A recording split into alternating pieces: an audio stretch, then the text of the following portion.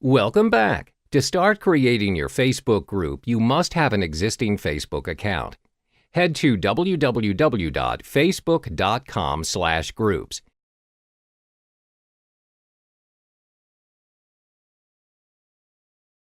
Then click on Create Group and proceed to fill in the details of your group.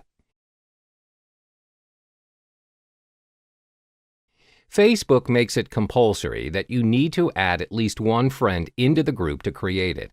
It's recommended that you get your friend's permission or interest before adding them into the group.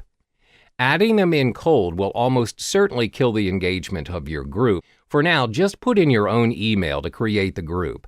Then select the privacy settings. You can have it as public, closed, or secret depending on the purpose and direction of the group. Click Create and select an icon to represent the group. You can skip this if you want to do this later. Click OK. Your group is now created. You can personalize your group by adding in a cover photo and details of the group. You can also link your page with the group. You are now good to go.